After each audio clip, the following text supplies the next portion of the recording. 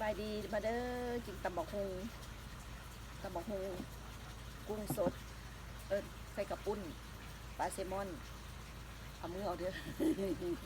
กับหลานชายหลานสาวมาลุยมาแม่จานมาห้องบอกครับมาเด้อกินน้ำกันเด้อทุกคน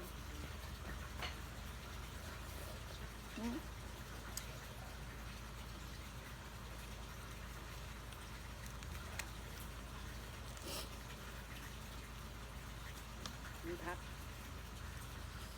สัก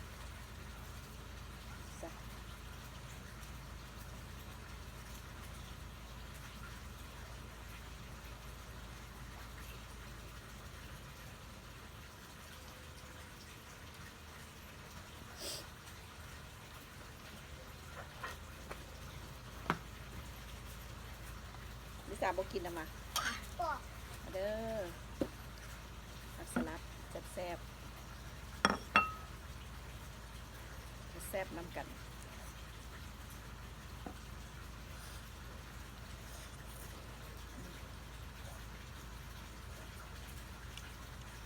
แซ่บปะ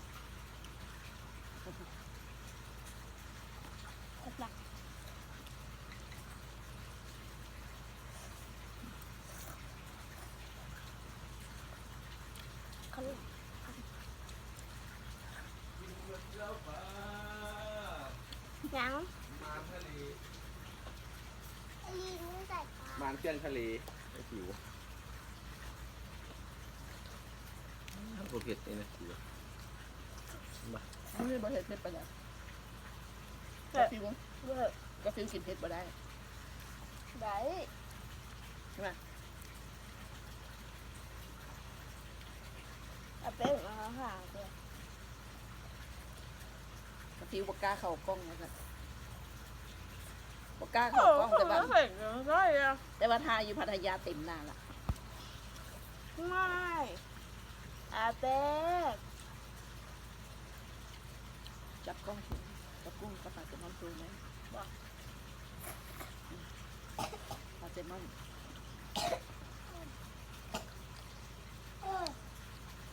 แซ่บๆคำใหญ่ๆ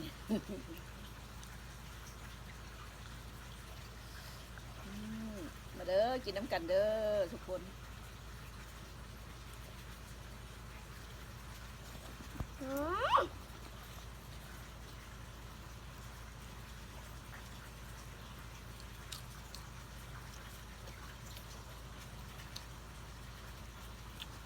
โลกุ้งนะ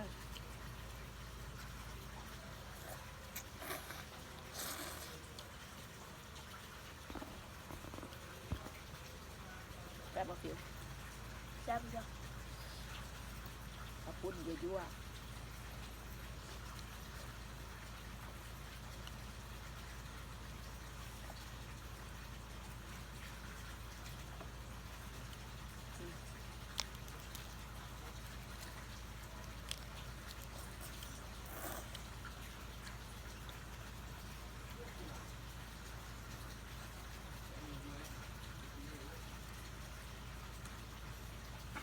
มานทะเลฟิวกับฟิวบ่วงกินสิบ่วงกินตักเนี่ยเสียงน้ำไม้ มีแกงหน่อไม้มาแซมอีกแกงหน่อไม้น้ำเด้อพี่น้อง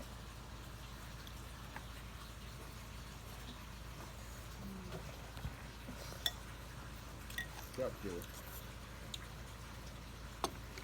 จ้าบอกกินอ่ะตำหูจ้าตำหนึ่ง ตั้งกระปุ้น ตั้งกระปุ้นใส่บักฮุงกินมาปุ้น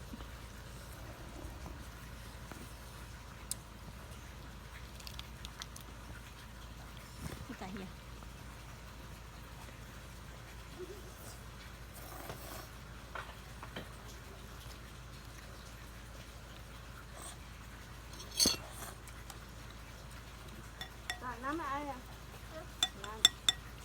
ฟังมา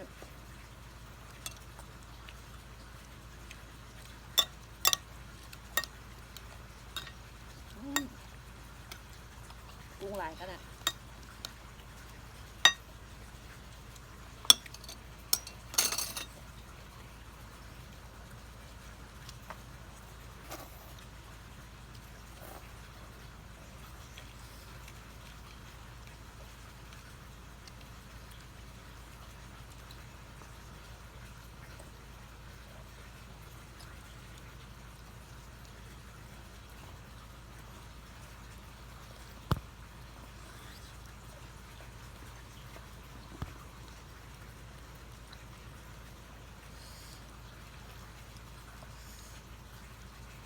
ซ้ำนี่ก็ยังเผ็ดแล้วเนาะเนาะเผ็ดหลายก็นี่ก็ฟิวกินบ่ได้ ไหน ได้อยู่บ่ ได้ ได้ อยู่ ก็ได้เมื่อไหร่ให้กินอีกเนาะเห็ดแดงๆงามๆบ่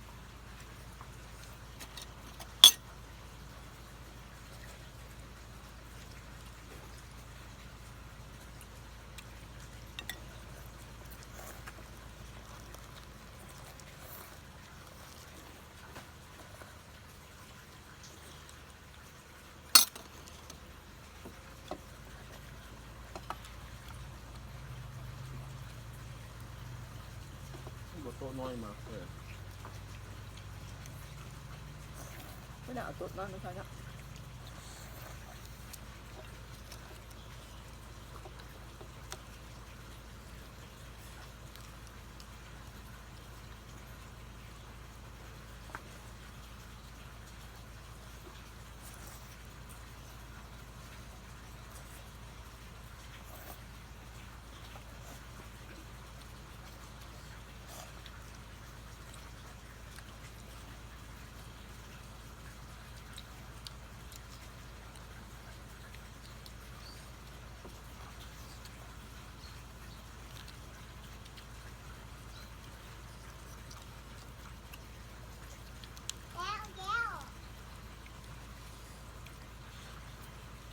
สองตัวพุ่นน่ะ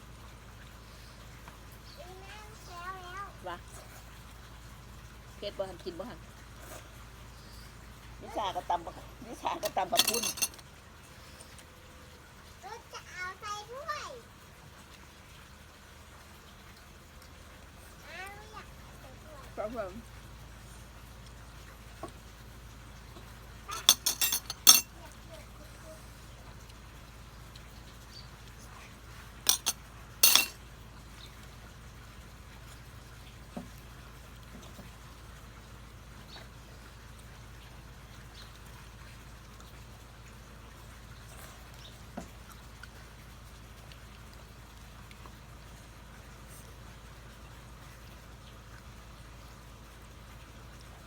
โอ้ยร้านประตูเท่าอยู่เกาหลีมาแล้วเนาะ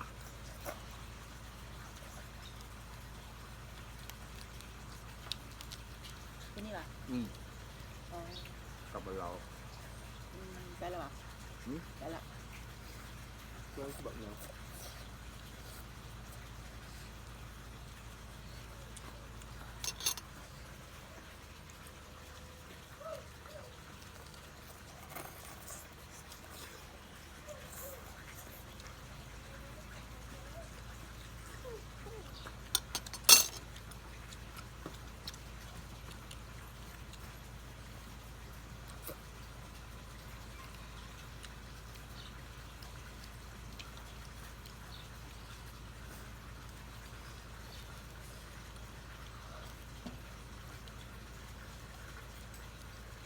ชาไม่ใช่แบบผีกินไว้ กินจ้างบ่แซ่บกินไว้เอาทีละ